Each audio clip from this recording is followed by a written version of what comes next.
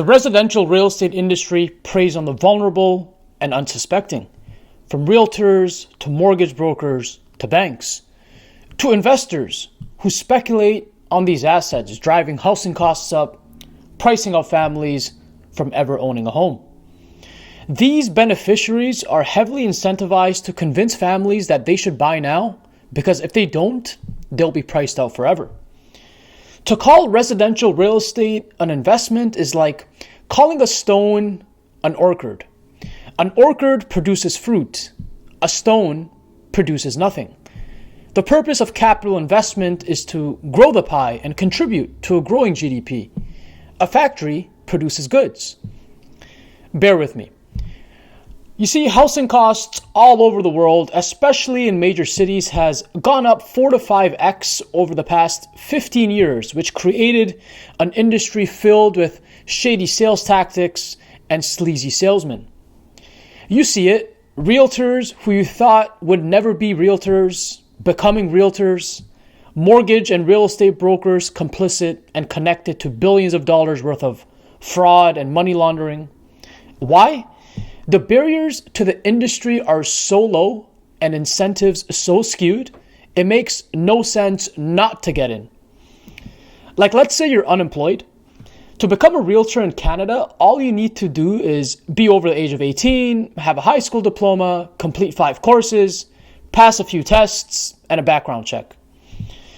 Okay, so it's not that hard to get into the industry, but how are they preying on the vulnerable?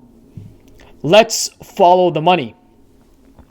How do realtors, lenders, and the mortgage brokers they work with get paid? A realtor gets paid once the sale of your house is complete.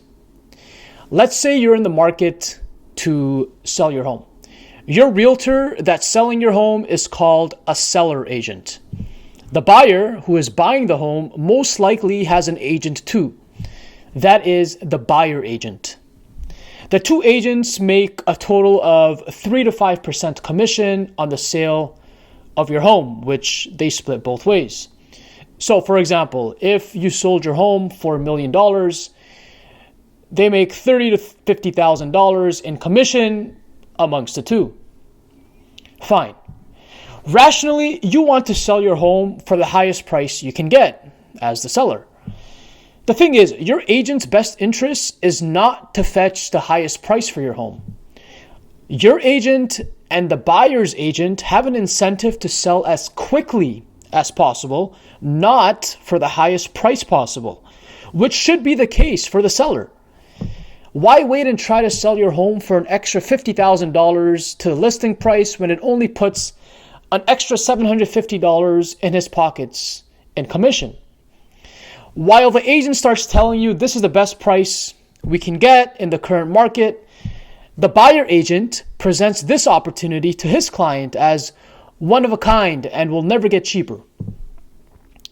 This was the case in Toronto's housing bubble, especially pre-construction or pre-cons, as we call it, where investors were convinced these condos would be worth 2 to 3x from the time they signed the papers to when they were finally built, only for them to drop 50% in value during closing time and them having to cough up the remainder.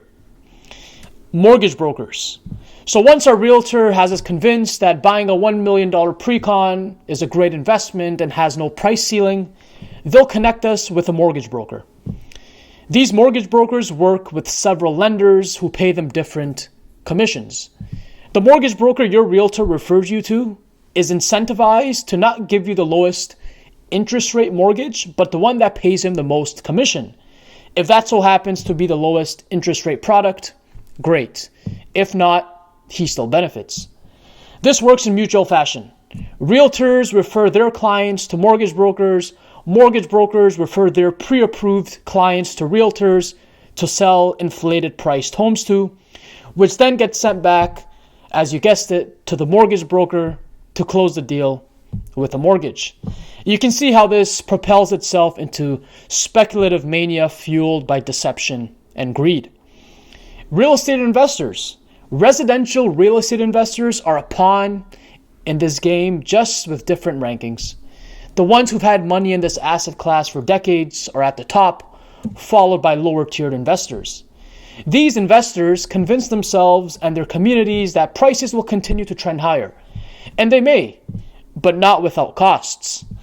Besides dealing with property taxes, interest expense, maintenance costs, and vacancies, an argument can be made on the contributing factor real estate investors play at gatekeeping younger generations from home ownership by using it as a means of speculation. Albeit that's a topic for another video. As the economic principle goes, there is never such thing as a free lunch. Thanks for listening.